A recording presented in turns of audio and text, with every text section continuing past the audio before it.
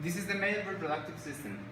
And the most important part of this system is the scrotum that is located right here, testis, that is where the sperm are located, then is the penis, that is all this part and around it, and urethra, that is where the sperm goes through. Then we have the corpora cavernosa, corpora spongiosum, and giant penis. These are the important parts.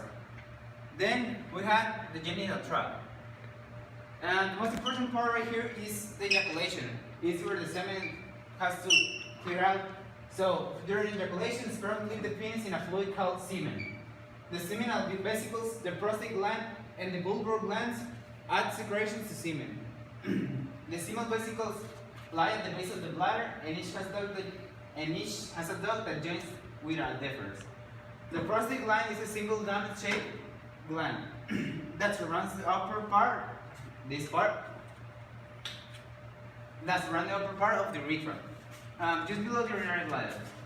Bilateral glands are pea-seed organs that live below the prostate on either side of the urethra. Then, the penis is divided into two main parts. Well, there are three, but one of them are inside, so we don't see it. The penis and the testes. The penis is the male organ of the sexual intercourse. It has a long shaft and a large tip called the glans penis, which is covered at birth by a layer of foreskin. This can be removed by circumcision.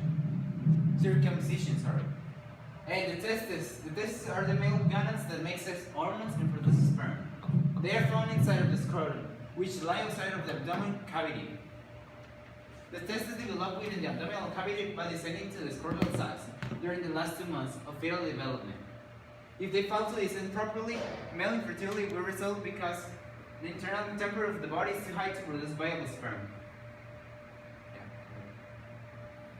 And this is the female reproductive system, which consists of the vagina, the labium minora, labium majora, the urethra, clitoris, symphysis pubis, urinary bladder, fundus of uterus, the ovary, and the uterine, the fallopian tubes. The uterus is a hollow muscular organ about the size and shape of an inverted pear. It is lined with a vascular tissue called the endometrium, and this is where the embryo is embedded when it reaches the uterus in a process called implantation. The vagina is a long muscular tube that lies at a 45-degree angle to the lower back. It receives the penis during sexual intercourse and serves as both the birth canal and the exit for the monthly menstrual flow. The external female genitals are collectively known as the vulva, and it includes the labia majora, labia minora, the glans clitoris, and the depth with the openings of the urethra and vagina. These are the major endocrine glands found in the human body. There are the pituitary gland, the pineal gland in the case of female, the thyroid gland for male, the thymus for female, the adrenal gland, and the pancreas, the testes, and the ovary. And here's a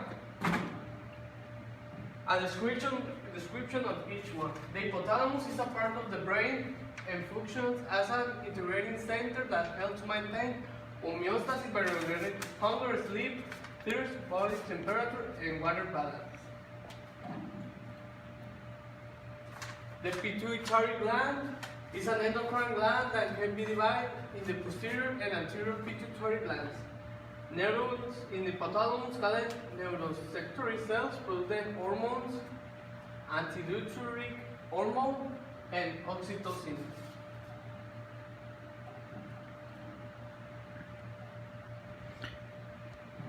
The thyroid glands produce the thyroid hormones, thyroxine and thyroxine, that increase the metabolic rate.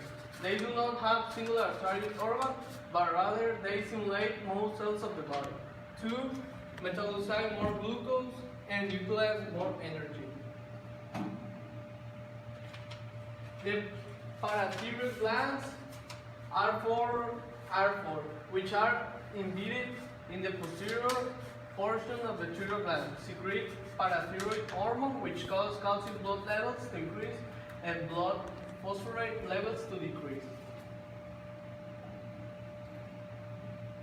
The adrenal glands are located on the top of each kidney, and each consists of an inner portion called the adrenal medulla and an outer portion called the adrenal cortex. The pancreas is an organ that lies near the duodenum of the small intestine. It is made up of both exocrine tissue, which produces and secretes the digestive juices, and endocrine tissue, which secrete the hormones insulin, glucagon, and somatostatin. And for last, the gonads are the testes in the male and the ovaries in the female.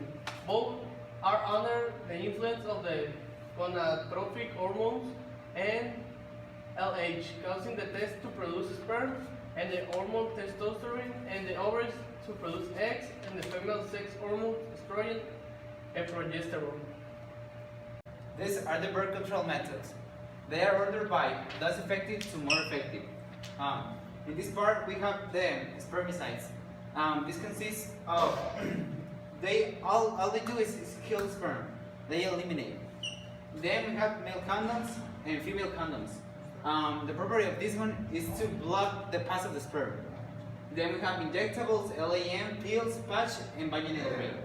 It's the same as the last one. Some of them eliminate and some of them block them. And in the last one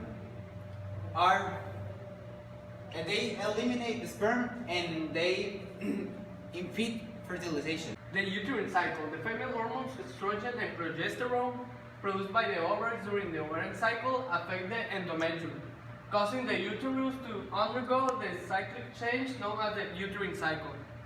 The uterine cycle can be divided in three parts. That is menstruation, that lasts from day 1 to about 5 days and consists of the breakdown of the endometrium with blood passing out of the vagina.